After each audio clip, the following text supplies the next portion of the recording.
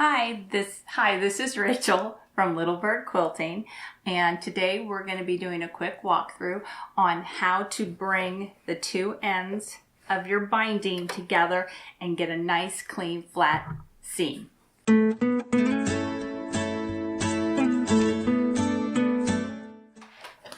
Okay, so what we're going to be doing is we're going to be finishing up bringing our two sections of binding together.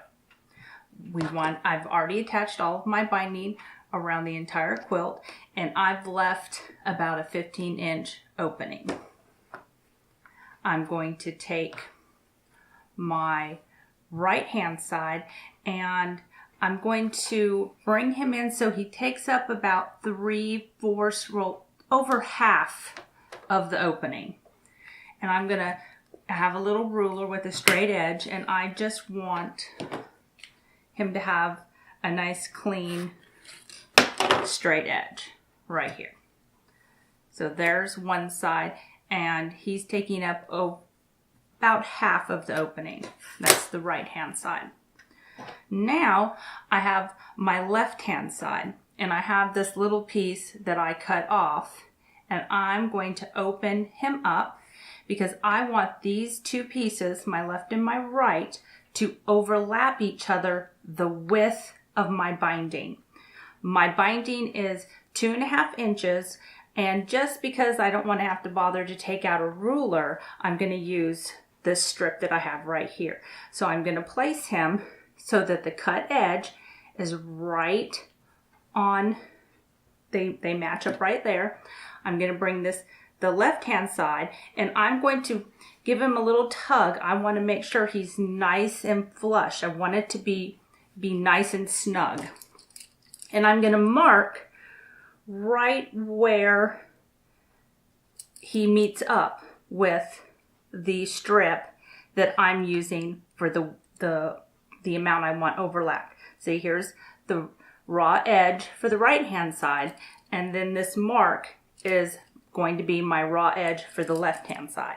So I'm going to pull that piece out, and I'm just going to use one of the lines on my ruler so that I can get a straight cut right there on that line that I drew. Now they're overlapping each other the width of the binding. I'm going to take them both and I'm going to open them both up. I have them both opened up. Now I'm going to take both of them. They're both opened up in my hands, and I'm going to rotate them so that I can stack them on top of each other. I want the right side of the fabric up on both of them. And I'm going to line up that raw edge. And this is where you want to have a cutting table underneath, and I'm just going to smooth them out. And this is when it's also important, that's why you want to have that good, 12 to 15 inches of opening so that you can manipulate your quilt to be able to get them flat. So I have them both stacked on top of each other with the right sides of the fabric are both facing up. And I'm going to take this. This is a folded corner folded corner clipper.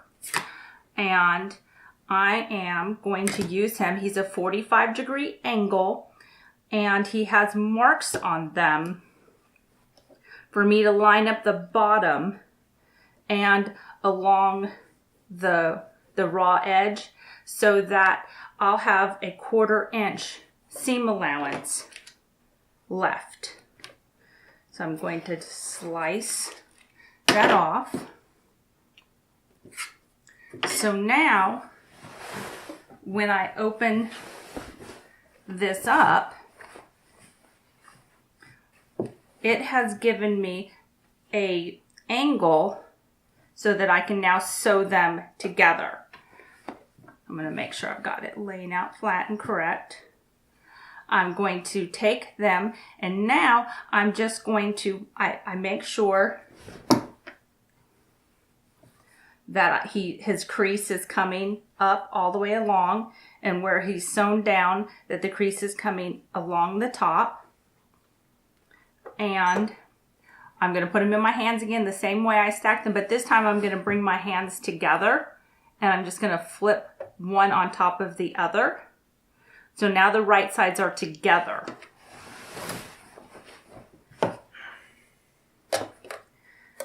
And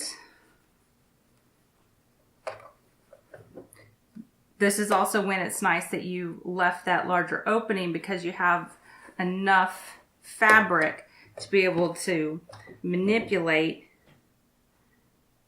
your binding underneath your machine. I'm going to go ahead and just sew a 1/4 inch. And now, when I open that up,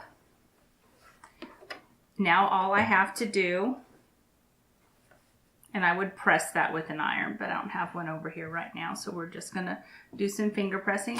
Now, all I have to do is sew my 1/4 inch along, and my binding is totally on and ready to go.